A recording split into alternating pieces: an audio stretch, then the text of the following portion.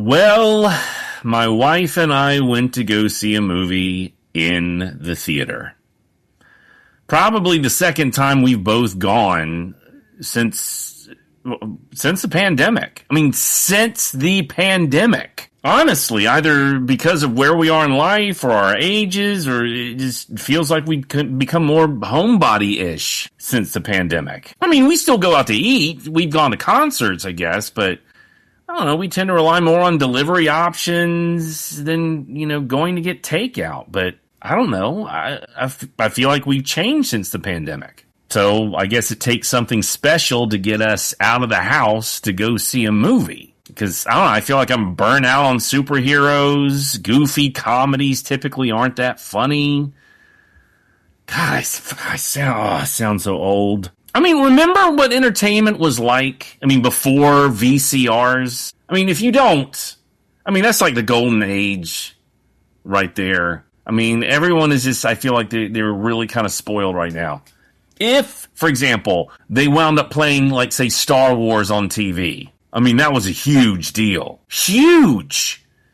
What a treat! When the season hit and they would play the Peanuts Halloween and Christmas specials, those were the days, weren't they? And then when VCRs came out, and you had, the movie rental places, and, they had an eclectic collection. I want to say there were like 5 within the distance of my parents' house when I was growing up, at its peak. And some people were converting their basements into, like, video stores. It was like, so some of these were, sketch. And then you had to buy a membership card and all this kind of stuff, and they had, everything from the hits to, I don't know, shall we say late night viewing, horrible direct to video slasher flicks. But that was a special treat. You went out with your date or your friends. You looked for something you both liked, and the new releases were so exciting. All those experiences are gone now. You just wait until they appear on, any number of streaming services. And, there it is. There's no real excitement, ceremony, smells. Remember when Blockbuster had their huge releases and, they would oftentimes be all sold out, an entire wall completely gone of some, brand new release that was a major hit. That's some disappointment right there. You never have that problem anymore. In short, times change. Our patterns and behavior change. And how do we adapt to these changes? How do our friends who may still engage in those patterns adapt? They still want to go out and, go and do this. And you're kind of like, no, I'm, good with being at home. Do these friendships drift apart? Do we compromise? So, my wife and I, we've come to enjoy nights at home, time together in the peace. So, it has to be something really special for us to go that extra mile. And for us, that was The Odyssey. Now, I had read it in either, middle school or high school, and I remember really enjoying it. It was violent, and I had never read anything like that before. Cheers! Either, Hudson Middle School or West Caldwell High School, whichever one I read it, for that curriculum choice, because that made an impression on me. And this movie, about 3 hours in duration, it was exhausting. Not in a bad way. Just emotionally. There was danger, there was strong character development, loss, and the cast list was ridiculously well curated. We thoroughly enjoyed it. We went to the Carolina Theater, downtown Durham. Decided to try and keep it, local, I guess. Yeah, but we enjoyed it. And now we may have to go back and see it again, maybe even in IMAX, since that's how it was supposed to be, presented, and we watched it just in a regular theater. But I think we may have to go see it again, even if it was deafening at points and deathly quiet in others. A few weeks ago, a colleague of mine asked me if I was going to go see it since I like history so much. And I said that we were planning on it, but, that wasn't necessarily history. And this colleague of mine is from another country, and I realized that this colleague wasn't entirely briefed on certain classics that we were exposed to. Didn't really know what it was and assumed it was true history. And how arrogant of me to assume that all cultures should know what we call Western civilization. I mean, how much do I know truly about her culture? Not much. Not as much as I'd like. Sometimes you have to, catch yourself in your assumptions. Even if the material in question is almost 3,000 years old. I mean, that would be like assuming I knew the Vedas. You don't know what they are? Yeah, exactly. So there are a lot of things that you have to catch yourself in, and some of those also pertain to what I've discussed on this show. As you know, information replacement. You obtain new information, and what do you do with it? Do you reject it? Do you replace it with, what you thought you knew? And I know that seems like a kind of a hard turn, but, going to a movie, making assumptions about colleagues and other cultures, there are things. I mean, do you shove that information out or you take it and adapt to it? Case in point, when I was growing up, Christopher Columbus was considered a hero, an exploring marvel, and this had been the norm, for generations. In fact, when I first began my journey as a history teacher, and I may have talked about this in an earlier episode, I realized I knew very little at that time about U.S. history. So I went down to a used bookstore in Wilmington, North Carolina, old books on front, and bought 2 U.S. history books. One of them was called A History of Colonial America, 3rd edition. And it was first printed in 1931. And it made the claim that Columbus, quote, his unwavering determination to sail on despite the fears and murmurings of his crew, and his refusal to become discouraged even after he had passed without any signs of land the point at which he expected to find Japan, have won for him a deservedly high place in the hero worship of every modern schoolboy. Hero worship? Not quite sure about that. But he was, in his time, what a hero was considered to be. And then you read other texts, his own writings, for example, where he discusses taking the timbers of the Santa Maria, which had run aground only a day or two before, and building a fort with them. He writes in his journal, "Now I have given orders for a tower and a fort, both well built, and a large cellar, not because I believe that such defenses will be necessary. I believe that with the force I have with me, I could subjugate the whole island, which I believe to be larger than Portugal, and the population double, but they are naked and without arms and hopelessly timid. Still, it is advisable to build this tower, being so far from your highnesses. The people may thus know the skill of the subjects of your highnesses and what they can do, and will obey them with love and fear." End quote. Now, should that subtract from Columbus's perceived greatness or not? As more information comes to light, we see patterns and behaviors towards the people change. And as I may have mentioned before in an earlier episode, Columbus has become somewhat controversial for people. Still, some champion him, others don't. What do we do with new information? That's what we're going to talk about today on this episode of This Famous Vendetta. I'm your host, Jason Hatfield. Welcome.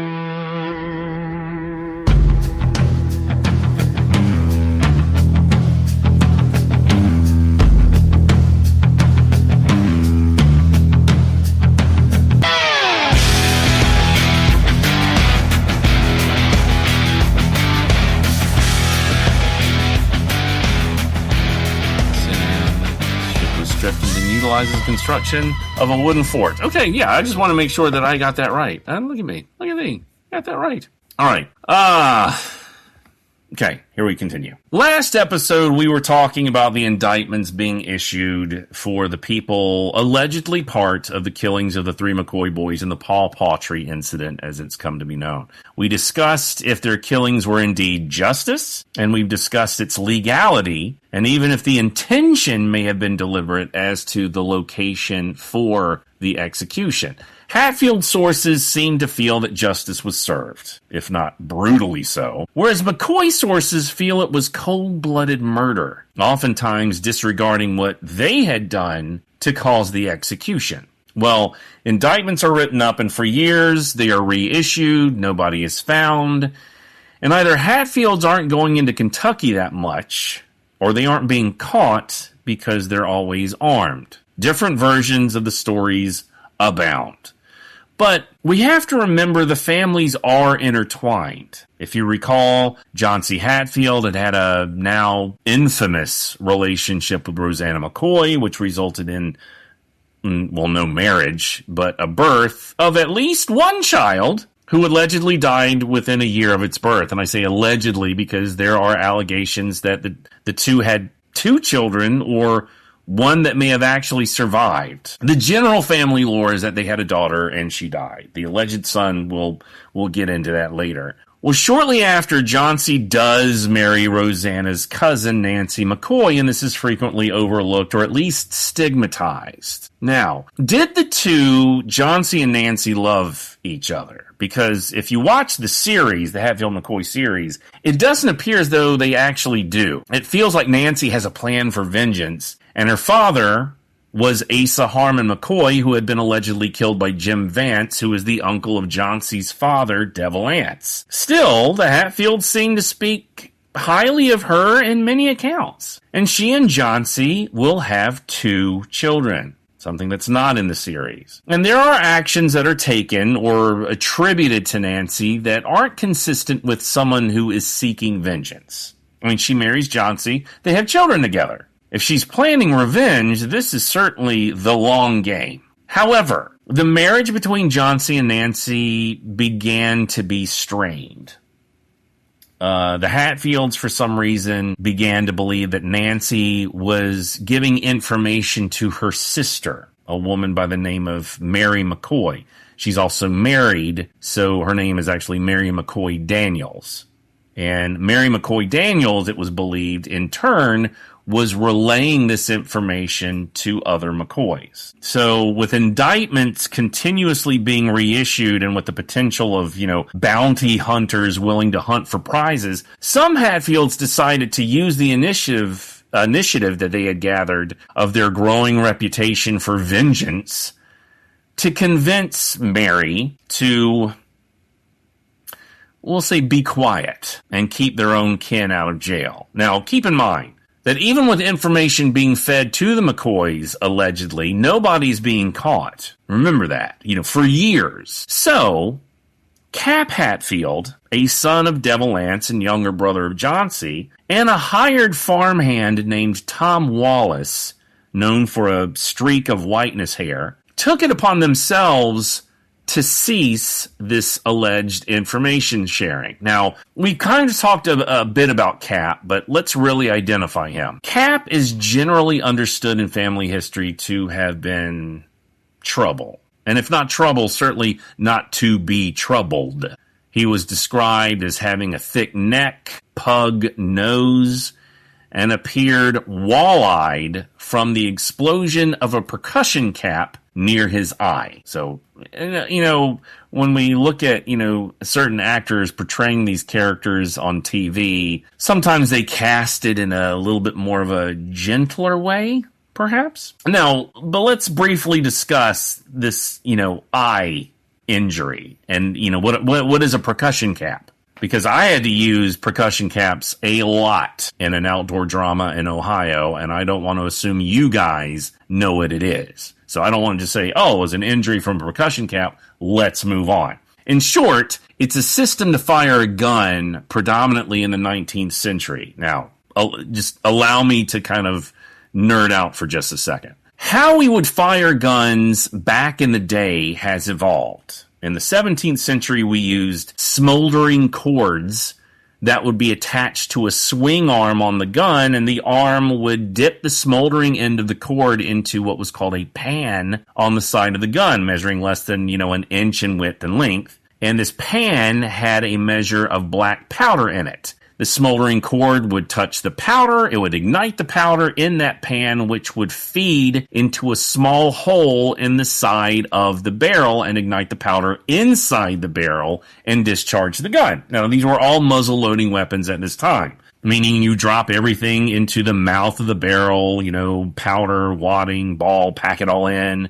Fairly efficient, except if it's humid or raining, and then you're out of luck. Wet powder won't ignite. So, the next evolution was the flintlock. You no longer had to keep the cord smoldering, and instead remove the cord mechanism and change that mechanism to an arm holding a clamp that had a piece of flint. You pulled the arm holding the flint back, cocking it, and when you pulled the trigger, the flint arm would swing forward and strike a somewhat L-shaped cover for that pan. The pan is still there. The top part of this, L-shaped cover had a metal striking surface for the flint. The flint would hit that, forcing the L-shaped cover to pop backward on a hinge and striking that, metal surface on that caused sparks. The sparks would fall into the pan, hopefully ignite the powder in the pan, go through the same process of flaring up, going into the hole into the side of the barrel, igniting the powder inside the gun, and again, discharging the weapon. Much better than trying to keep a cord, smoldering. But, it's still not perfect. If your pan opened, you'd lose the powder, making your gun unable to fire. And if it was raining, you ran the risk of your powder getting wet. And again, no shot. No flint, same. A flint not making sparks, also a problem. George Washington had this problem at Fort Necessity after, at the beginning of the French and Indian War.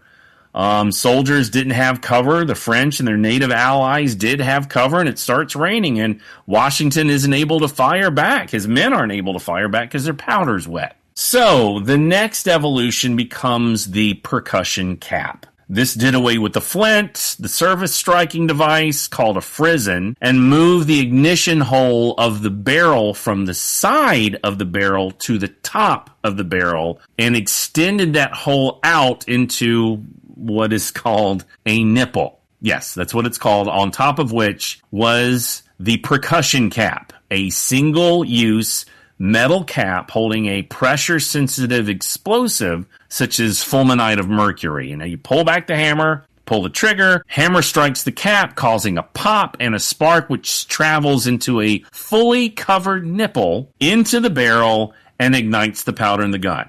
Pretty efficient. Next evolution would be a fully contained bullet. So this cap and the process is what gave cap allegedly a wall-eyed appearance.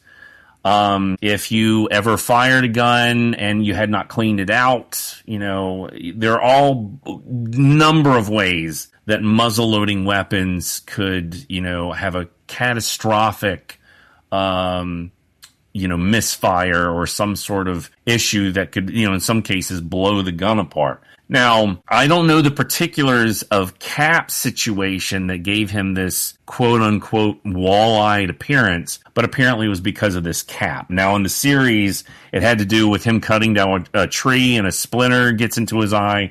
That's not what happened. So it was a cap, somehow. But one may think that this percussion cap injury is how Cap got his name, and it's not. It's not how he got his name.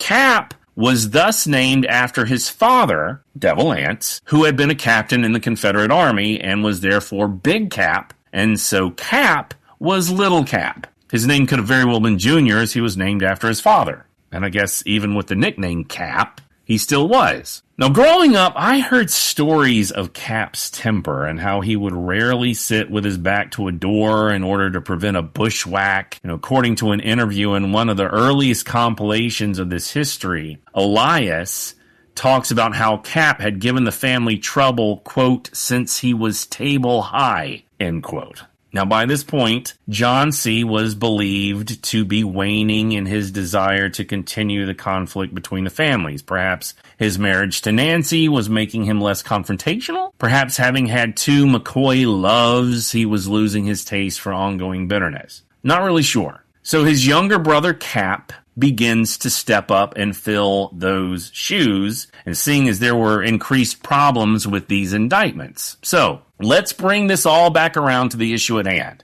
The Hatfields think that Nancy's sister Mary may be feeding location information to the McCoys and therefore the authorities. And therefore knowing where Hatfields are, maybe it's easier to get them arrested. And the belief is that Nancy is giving this information to her sister. Still, a point to kind of consider is Johnsy isn't turned in, even if the family is concerned that Nancy is leaking information to her family. So she may not be the conniving schemer she's portrayed to be. Perhaps she talks as family does, and perhaps Mary is talking to her family as family does, and that's how the information's getting along. Maybe there's no real intent to it. The only issue is one of these families have indictments against them, and the other family, or part of the family, filed those indictments. Even if Johnsy, who is listed in those indictments, is never really under threat or even gets close to getting caught. So, the Hatfields,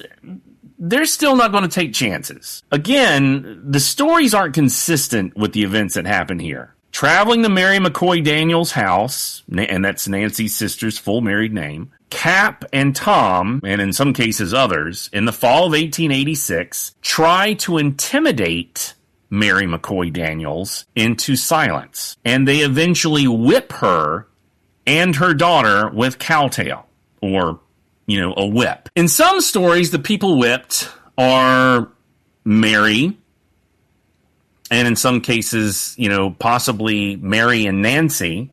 And in another, Mary's husband is there also. And by some accounts, it's Mary and her mother, in which the mother is seriously injured and dies shortly after. Who it actually is? It depends on who you're talking to. Mary appears, however, to be the consistent victim in this event, regardless of what happens. The story from there doesn't get much clearer. Mary and Nancy's brother, Jefferson McCoy, comes into the story. The order of events, of course, varies, but it seems like Jefferson comes to the home of Nancy and Johnsy seeking refuge from law enforcement. See, Jefferson had killed a mail carrier named Tom Wolford in Pike County, and the authorities were looking for him. As Johnsy and Nancy lived in West Virginia, that would be a suitable distance, and appears to be working for the Hatfields anyway, as we've discussed. So he comes over and asks to hide out in their home, and Nancy and Johnsy agree. Or at the very least,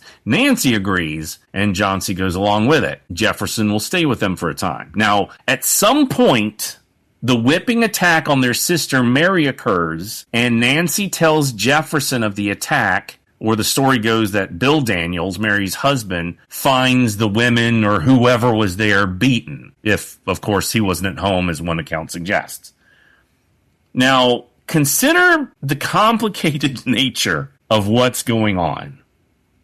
Jefferson's sisters are either married to a Hatfield under indictment or accused of leaking information to authorities of the whereabouts of those indicted. Their father was killed by their brother-in-law's granduncle, and now another brother-in-law has attacked their sister for leaking information. Again, two separate families? I don't think so. At any rate, Jefferson, upon hearing of this attack on his sister, is furious and decides to put Cap in his place, though Bill Daniels isn't involved for some reason. Don't know. Well, he also wants to arrest or kill Tom Wallace for assaulting his sister. Now, apparently, Mary claims that Tom is really the one that was doing the attacking and Cap was there, but I'm not sure. So once again, the story doesn't always kind of line up. Well, Jefferson and another man named Josiah Hurley therefore travel to Cap's house on November 17th, 1886. Cap is not home, and Jefferson threatens Cap's wife. And some accounts have Tom Wallace there, and some accounts have Cap's wife as being sick in bed while the confrontation with Wallace at the house takes place. Wallace was arrested by Jefferson McCoy and Hurley, but is shortly able to escape and runs back to Cap's house, and a shootout takes place, though nobody is injured seriously. And the big thing to understand is that apparently if Cap's wife is sick and in bed while a shootout is happening at the house, that creates a bigger issue of honor for Cap. Word reaches Cap about the attack at his home, and now Cap wants to get even if he had attacked Jefferson's sister Mary. So in retaliation for this act of either Jefferson engaging in an aggressive confrontation with Cap's wife or a shootout happening while Cap's wife is sick in bed, word had also reached Cap that Jeff McCoy had killed Tom Woolford, which is why he's hanging out in Johnsy and Nancy's home. So now Cap wants to arrest Jefferson and bring him to justice, killing two birds with one stone. He wants to get back at him for having this confrontation with his sick wife in the bed and a shootout at the house, but also arrest him because there's probably a bounty out for him for murder. So Jefferson is trying to get at Cap for attacking his sister and whoever else, and Cap is trying to take Jefferson into custody for murder as well as attacking his wife, and Jefferson is also trying to arrest Tom Wallace. So at any rate, Cap decides to try and remove Jefferson from the equation. Again, it's important to note that despite allegations of whippings and verbal threats by either party, the decision is made at this point to use the law, mostly.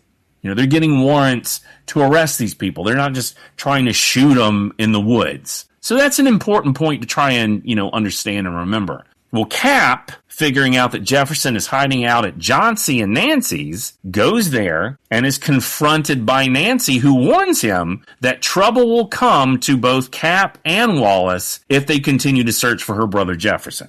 Cap angrily retorts that Jeff had come to his home with his ill wife in bed and had caused trouble, either forgetting his role in the earlier attack at Mary's or not. The rationale becomes convoluted.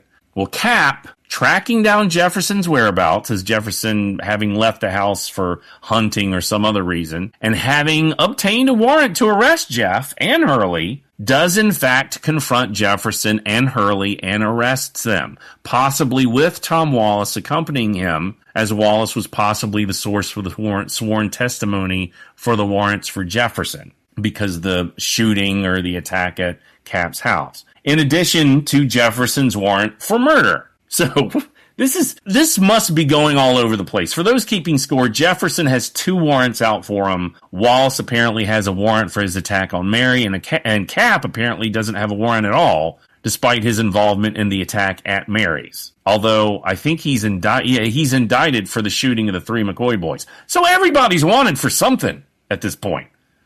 So are you all as confused as I am? So let me try to explain this.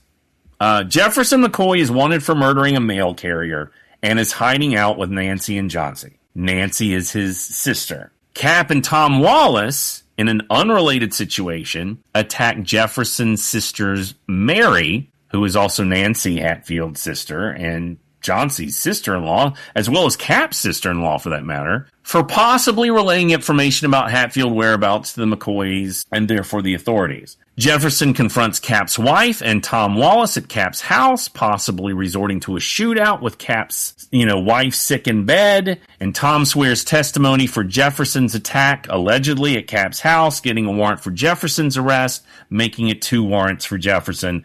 Jefferson has a warrant for Tom for his role in attacking his sister Mary, and I'm not sure if he has one for Cap. But in either case, they all want to get each other. And Cap Hatfield and Tom Wallace arrest Jefferson McCoy and Josiah Hurley in West Virginia for their role in, murder and assault. So hopefully that all makes sense. Cap Hatfield and Tom Wallace, with the intention of taking the prisoners to Logan County rather than Pike for somewhat obvious reasons, arrest the 2 for disturbing the peace, having attacked Cap's home. While in transit, both Jefferson and Josiah Hurley tried to escape. Jefferson swims across a river and is shot and killed during his attempt. Again, the stories vary in who, what, and why. So despite the killing, at least they tried to use the law? And if all of that isn't confusing enough, that's when my research went a bit wonkier. And hence the whole discussions about Columbus and who knows what from other countries that I talked about earlier in this episode. See, I'm trying to tie it all together. Now, just bear with me. Checking my notes, it is generally accepted that Jefferson McCoy dies in the fall of 1886 with everything that I just talked about in this whole, botched arrest. Unfortunately, when I went into my scanned primary source documents, I found a warrant for Tom Wallace and Cap Hatfield for the murder of Jeff McCoy in 1888. Now, ordinarily, this may not seem like a big deal. After all, we've seen warrants be reissued for the Hatfields several times when those to be served could not be found. But this is different. The scanned copy of the bench warrant that I received from the southeastern region of the National Archives was a typed copy sent to P.A. Klein, Perry Klein, in Pikeville, and filed in his papers in May of 1888. And the text reads that, quote, Thomas Wallace and Cap Hatfield on the 14th day of January, 1888, in the county and circuit aforesaid did willfully, feloniously, and of malice aforethought, kill, slay, and murder Jeff McCoy by shooting with a gun loaded with powder and ball. At the base, G.W. Pinson attests that this is a true copy of a pending indictment, quote, given under my hand this 12th day of May, 1888, end quote. What? 1888?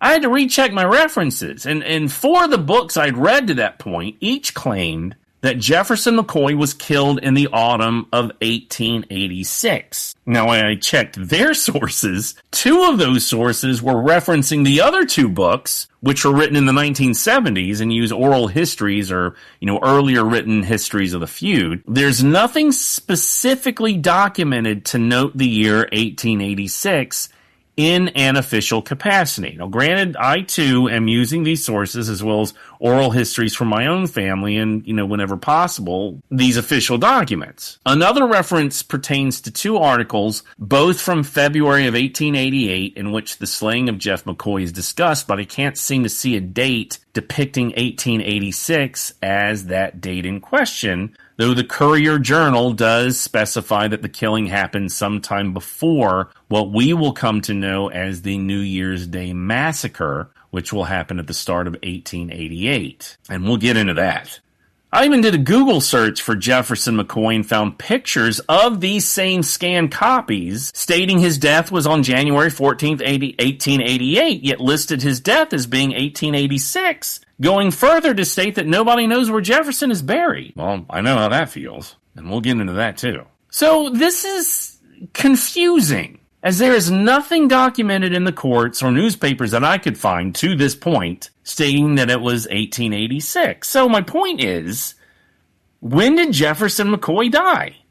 1886 or 1888? And an official warrant lists it as 1888, but oral tradition lists it as 1886. Now, for anyone reading about the history for the first time, this may seem trivial. However, once we get to that first month of 1888, you may understand how this could change things somewhat drastically. So, the attacks on Mary, her daughter, or whomever, and the retaliation of Jefferson on Cap's wife may all be in the same timeline, unchanged.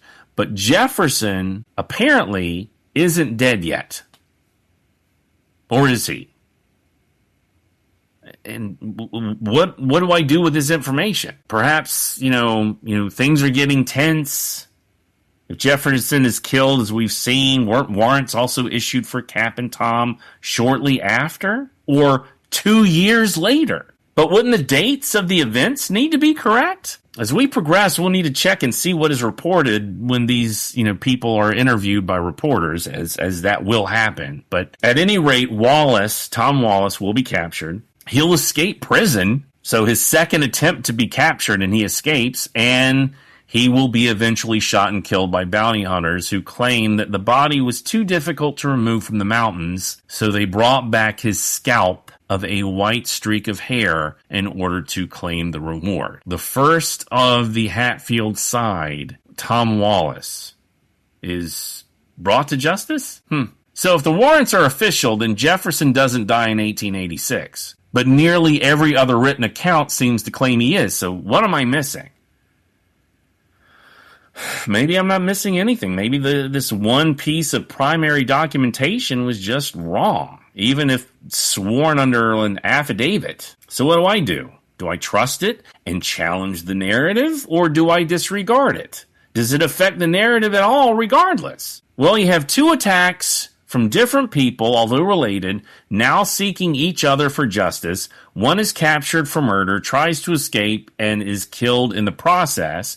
And the captors now have warrants for murder, and in Cap's case, in addition to the one issued for his alleged role in the killing of the McCoy brothers. And now Nancy's brother is dead at the hands of her brother-in-law. And how did Jauncey think about this? I mean, there's a little bit in the series where, Nancy and Jauncey, obviously, this causes an issue. Now that Nancy's brother is dead at the hands of her brother-in-law, now she kind of lashes out at Jauncey. I wonder what that situation could have been like, because there's not a lot written about that. And I'm not sure if Hurley is taken to jail. I mean, some evidence suggests when he and Jefferson McCoy were captured and they both tried to escape. Some evidence suggests that Hurley successfully escaped, whereas Jefferson's killed. So what happens now? Because indictments are piling up, and these little incidents, even if done in official capacities, don't appear to be making things go away. We'll have to see, because Devil Anse apparently decides to put the McCoys on notice. Maybe the death of Tom Wallace is enough to do that. And maybe this whole Jefferson timeline will be clarified by further reporting, but I think you'll learn more than likely not.